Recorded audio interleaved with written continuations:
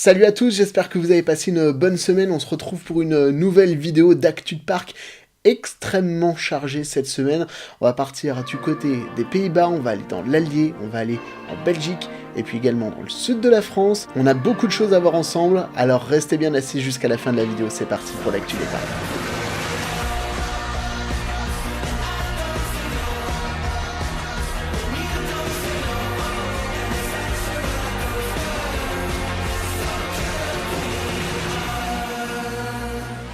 Et l'info qui est tombée ce matin, toute fraîche, je crois qu'on...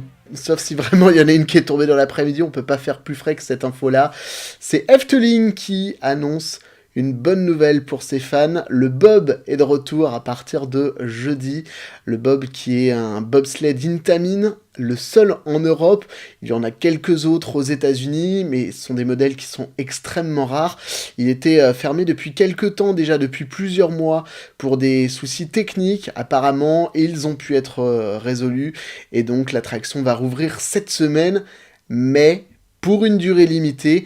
Le Bob fermera définitivement ses portes dans moins d'un an, en septembre 2019, et pour cause, le parc annonce aujourd'hui qu'il sera remplacé par 2 nouvelles montagnes russes, 2 junior coasters signés Mack Rides, des coasters qui seront sur le thème de Mack et Moritz. C'est une histoire qui a été créée par un auteur allemand à la fin du 19e siècle et qui a notamment inspiré d'autres auteurs américains qui ont écrit notamment, vous connaissez peut-être les histoires de Pim Pam Poum.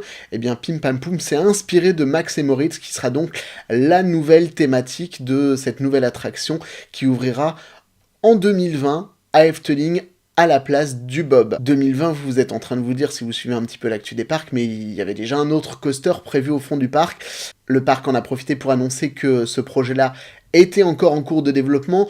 Il est notamment un petit peu retardé à cause de l'acquisition de terrain qui a dû se faire à côté de l'hôtel Efteling où doit être placée cette nouvelle attraction.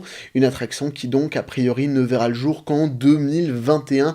Pas avant, en tout cas, d'après ce qu'annonce le parc ce matin. Direction le sud de la France. Vous le savez, cette année, de nouveaux parcs ont ouvert en France, et notamment un qui a fait énormément parler. Il s'agit du parc Spirou. Le parc Spirou qui termine sa première saison estivale. Une saison qui a été jugée satisfaisante pour le directeur du parc. Il a annoncé des chiffres de fréquentation entre 2500 et 3000 visiteurs par jour sur la période qui va du 15 juillet à mi-août. Une période estivale qui a été quand même fortement impactée à cause des grosses chaleurs et aussi du mondial qui se déroulait début juillet. Si on prend ces chiffres-là et qu'on extrapole un petit peu, sachant que le parc a ouvert dans le courant du mois de juin, on peut avoir une estimation approximative d'environ 150 000 visiteurs, je pense, actuellement sur la saison. À voir ce que le parc va donner à l'issue de sa fin de saison, qui se termine à la fin des vacances d'automne. Le parc qui a décidé de marquer un grand coup. Un des gros reproches qui lui a été fait, c'est son tarif, 32 € pour un nombre d'attractions qui est quand même bien en deçà de ce que peut proposer d'autres parcs d'attractions. Eh bien, le parc réagit, et pour la période d'Halloween, sur les vacances scolaires, le parc sera ouvert en journée, sur des horaires classiques, 10h, 19h, pour le tarif unique de 20 €. 20 € qui permettra d'accéder aux attractions, et également de nouvelles attractions qui vont ouvrir pour la période d'Halloween. Une tour de chute sur le thème de Zombieland, qui s'appellera Zombieland niveau -9, et puis également le Dark Ride, qui normalement devrait ouvrir avec un film spécifique pour Halloween sur le thème de Dracula. En tout cas, on espère que ça permettra au parc qui fait sa première saison de booster un petit peu sa fréquentation et de terminer sa saison de manière très correcte. Pas de soucis de fréquentation en revanche du côté de l'Allier, à Dompierre-sur-Bèbre. Le PAL qui a terminé sa saison 2018 sur une hausse de fréquentation d'environ 7%. 640 000 visiteurs cette année dans le parc animalier et de loisirs, situé pas très loin de Moulins. 640 000 visiteurs, ça fait 40 000 visiteurs de plus que l'année prochaine. C'est certainement dû à l'ouverture cette année du Family Lunch Coaster Yukon Quad, qui est vraiment une attraction très sympa, elle m'a beaucoup surpris. Alors, je connaissais pas Juvelen, qui est dans un parc danois, dont est inspirée cette attraction-là, mais j'en étais très agréablement surpris. C'est franchement un très bon ajout pour le parc. J'y suis allé au mois de mai, j'imagine que la théma a pu un petit peu évoluer à l'époque, ça me semblait un petit peu brut.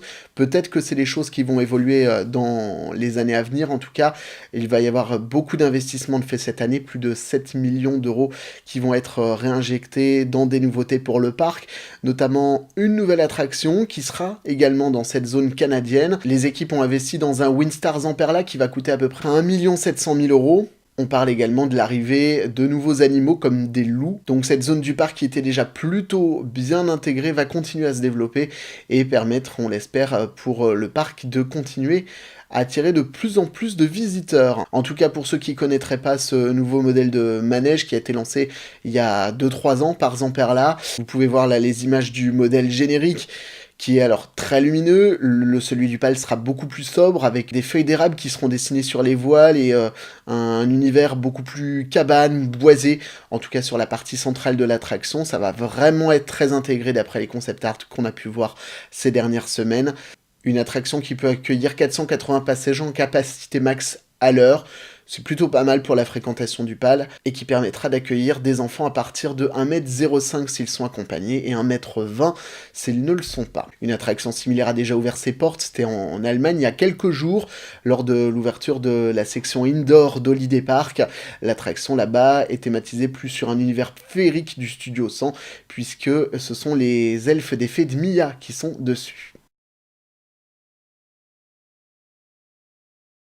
Et puis on va rester chez Studio 100 pour terminer cette vidéo d'actu des parcs. Studio 100 qui a annoncé beaucoup d'investissements pour son parc Plopsa, le principal parc qui est situé à La Panne, sur la côte belge. 5 millions d'euros d'investissement pour une rethématisation. Et ce qui est bizarre, pour une fois, c'est que ce ne sera pas une licence du Studio 100, ça va être une thématique dinosaure qui va être installée sur l'attraction des troncs d'arbres. Le Flume qui date de 1989, qui était déjà là à l'époque de Milieu Park, va connaître un ravalement de façade complet, et avec une nouvelle thématisation donc sur les dinosaures. Il va y avoir beaucoup de verdure de plantée aux alentours, et également, a priori, des animatronics qui vont arriver, puisque le parc parle d'un passage à travers un paysage préhistorique dans lequel on croisera des dinosaures animés hyper réalistes. En tout cas, on a hâte de voir. Ouverture prévue a priori à l'été prochain. Mais ce ne sera pas le seul investissement pour Plopsa, puisque quelques jours plus tôt, le parc belge annonçait également une autre thématisation, celle de son roller skater. Le Junior Coaster Vekoma, qui était en forme de roller comme son nom l'indique, va également être transformé au niveau de sa déco, et cette fois-ci c'est bien une licence Studio 100 qui va arriver, puisque ce sont les Quadrilles qui s'installeront là-bas. Les Quadrilles, c'est un groupe flamand de pop qui a sa propre série télé chez Studio 100, un groupe qui cartonne en termes de vente d'albums. Ils ont parfois dépassé des méga stars internationales sur certaines sorties d'albums. En tout cas, ce sera donc la nouvelle thématisation. Alors pourquoi ce choix par rapport à Roller Skater? Il faut savoir que dans leur série, ces filles font du roller, donc forcément, c'est tombé un petit peu sous le sens. Et donc, ce sera une ouverture prévue, celle-ci, pour le printemps 2019. Voilà pour l'actu des parcs de la semaine, relativement chargée. Dites-moi ce que vous pensez de ces investissements de Plopsa, du PAL, d'Efteling, mais aussi de ce petit revirement de dernière minute du côté du parc Spirou. Est-ce que c'est une bonne chose? Moi, je pense que c'est un bon indicateur, en tout cas, pour faire venir les gens pour la saison d'Halloween. Dites-moi ce que vous en pensez dans les commentaires, et on peut en discuter sans aucun problème. Voilà pour l'actu des parcs. La rediff de la story cette semaine, on était à Movie Park la semaine dernière, on fera un petit retour du côté des Pays-Bas cette fois-ci, avec un passage à Wildlands, c'est le zoo de Emmen aux Pays-Bas, un parc qui se développe de plus en plus avec de nouvelles attractions, principalement cette année. Il y a un towboat, il y a également un simulateur, et puis un Dueling Junior Boomerang Vekoma qui s'est installé, qui s'appelle Twistry, qui était vraiment sympa. La rediff de la story, comme tous les vendredis, 18 h sur la chaîne. Merci d'avoir regardé cette vidéo jusqu'au bout, et puis n'oubliez pas, la vie c'est comme une montagne russe, il y a des hauts, il y a des bas, mais le principal c'est de se faire plaisir. Allez, salut!